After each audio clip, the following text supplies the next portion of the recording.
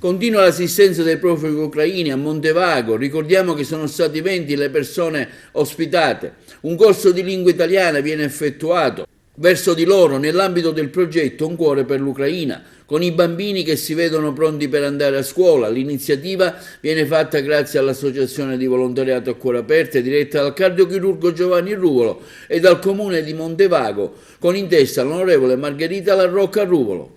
Domani cominceremo ad attivarci con la scuola e quindi oggi li abbiamo voluti far incontrare tutti quanti, vederci qui in biblioteca, distribuire un po' di materiale scolastico e soprattutto per i più piccoli cominciare un processo di integrazione con i bambini di Montevago. Sicuramente da parte della scuola c'è ampia disponibilità e l'obiettivo è proprio farli uscire da casa e portarli a stare insieme agli altri bambini. E devo ringraziare di cuore tutte le associazioni e i comuni cittadini, tutti coloro che con una rete di volontariato, una catena proprio di bontà e di amore mi stanno dando una mano. Quindi il comune sta facendo la sua parte per quello che serve, quindi ringrazio gli assessori e il vice sindaco che mi stanno dando una mano, ma dall'altro lato devo ringraziare la rete dei volontari con le associazioni in testa e anche i singoli cittadini che si sono fatti carico delle famiglie. Abbiamo dato 2 referenti per ogni abitazione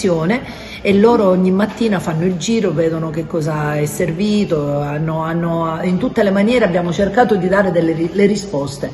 Ora però è finito questa fase, noi da domani vorremmo proprio farli integrare nella comunità, perché ribadisco il progetto nasceva proprio da questo modello di una accoglienza integrata nel tessuto sociale. La prima fase è stata superata, abbiamo richiesto e ottenuto l'STP, quindi hanno anche diciamo il riconoscimento per potersi sottoporre alle visite mediche, a quello che può servire. Abbiamo fatto la richiesta del permesso di soggiorno, dobbiamo andare a Palermo per quanto riguarda i minori per poter chiedere anche con i tutori, quindi con le mamme, per i minori chiedere il riconoscimento, quindi i certificati che occorrono, e già abbiamo preso contatti.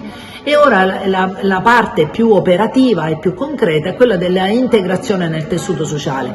Per loro ci auguriamo subito di fare dei corsi di italiano in modo tale che comincino a dire le prime cose, anche se devo dire il traduttore Google è stato di fondamentale importanza in questi giorni. In tutti i modi stiamo cercando di portare avanti una comunicazione lineare e una comunicazione diciamo proprio di intesa. Ecco, da domani loro devono cominciare a pensare a loro, quindi se c'è da andare a fare la spesa noi ci preoccuperemo di dare dei buoni, però devono essere loro a muoversi all'interno del paese per capire cosa a loro serve e di cosa hanno necessità.